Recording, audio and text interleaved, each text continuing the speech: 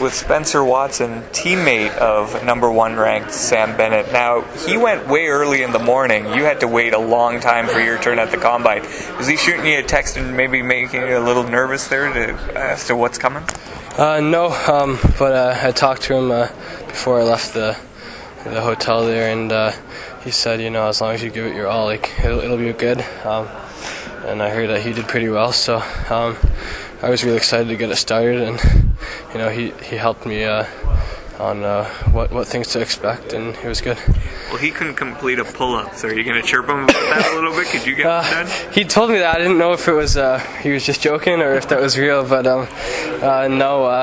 Obviously, there's some things players, either something's not allowing them to do, but he's a strong guy. He's a great player, and I'm sure it was nothing much there.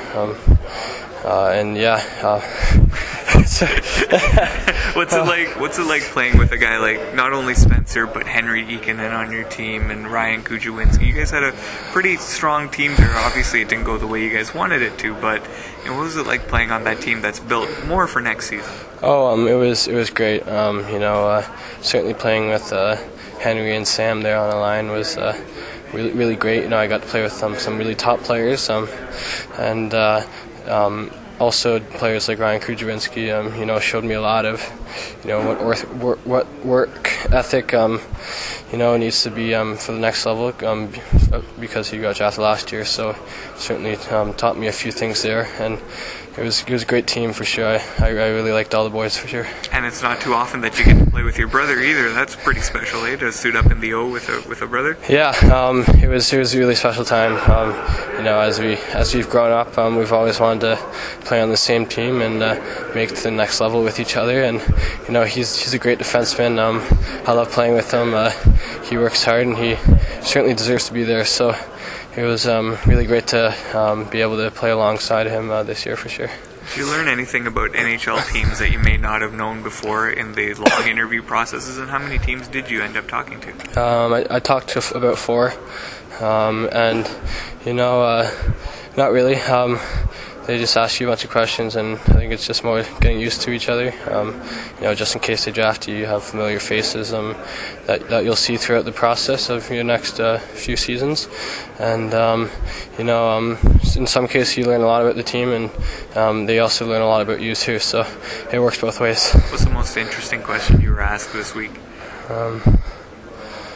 Yeah, I didn't really have many interesting questions. It was I found it more hockey related than what I've heard from the past. It was pretty straightforward, and it was just I really enjoyed the process. What was the harder one, the wind test there, or wind gate, or was it the VO2?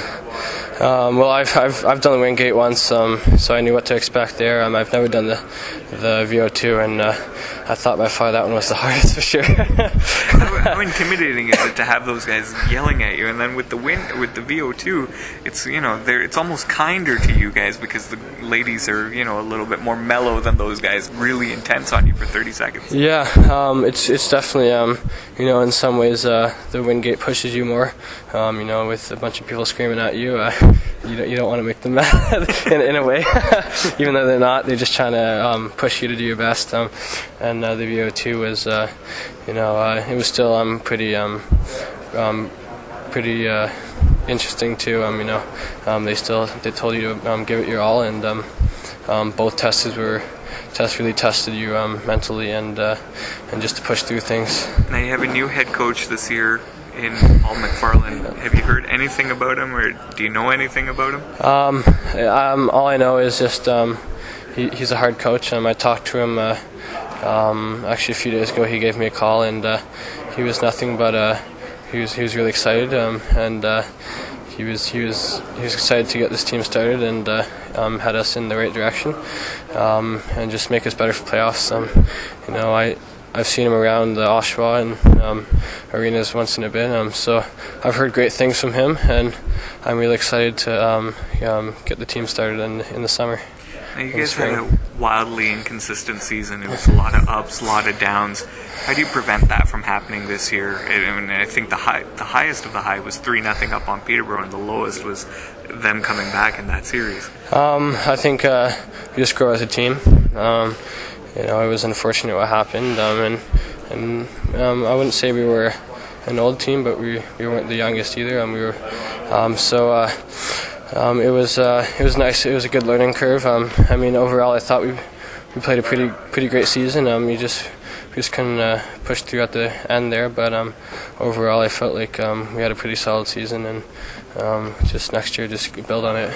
Does dealing with something like that make you stronger for the next year and make you want it more, knowing that you have something to prove? Certainly. As a team, you always want to make it as far as you can, and I thought this year as a team we had the opportunity to make it a little further.